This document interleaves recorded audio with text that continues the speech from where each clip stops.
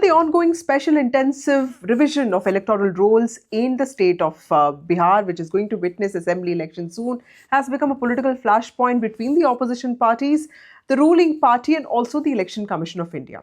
Now, the Election Commission of India has said that this is just a routine process. It has happened in the past as well. The latest was in 2003. And this is a process that is important to ensure that our electoral rolls are clean, they don't have any duplication, and it is also to ensure that only Indian citizens are voting in the country. Now, in the eastern states of India, infiltration has become a problem, which is why the ECI is far more careful this time. Now, why are the opposition parties so against the idea of SIR? Now, the opposition parties are the ones that have been raising concerns over electoral rolls. Remember that after Maharashtra elections, after the Mahayuti, the ruling coalition swept to the landslide the state of Maharashtra. It was Congress parties, Rahul Gandhi and several others who had raised questions over the sanctity of electoral rolls, saying that there have been numerous deletions and additions to the electoral rolls. Now, the ECI has taken this criticism very seriously, and it has started the process of a special intensive revision. What does a special intensive revision of electoral rules means?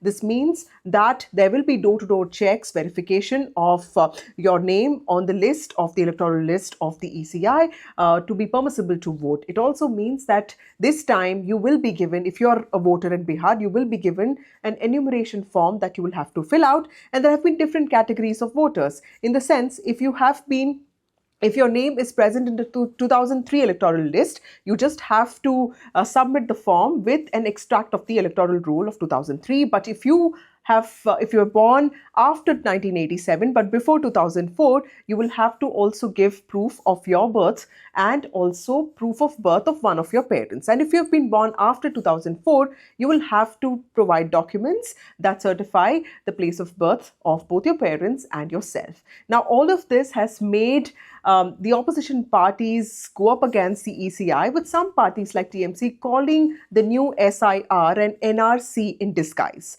Now, the Congress party has said that there's no legal basis to this exercise, and other opposition parties such as CPM and RJD have also spoken out against it. Now, let's listen to what ECI has said. Now, ECI has said that this is a routine process. A similar process took place in 2003 as well. Of course, there was no enumeration form then, but of course, the door-to-door verification campaign did take place, and that was how the electoral list was made. In fact, the Election Commission has put out the entire list, voter list, electoral list of 2003 on its website. It has said that only 60% of the voters in Bihar will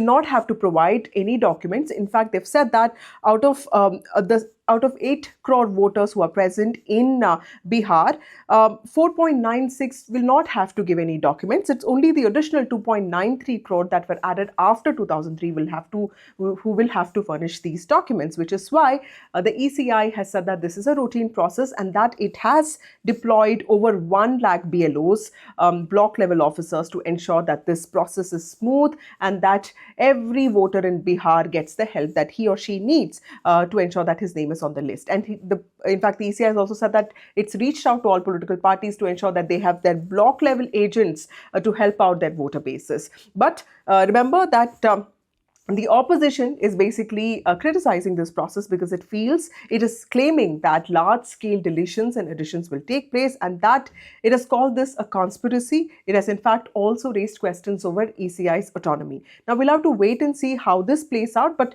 amongst the major points of criticism, one fact is that the opposition has said that Bihar is a state that is document scarce. There have been several floods in the state, which is why often people lose their documents. It's not, the literacy is not even up to the national average, which is why there could be possibilities of people not having access to any of the documents which are needed here. In fact, the ECI has given a list of 11 documents, which include ration cards to pension cards to your ID cards to even passport.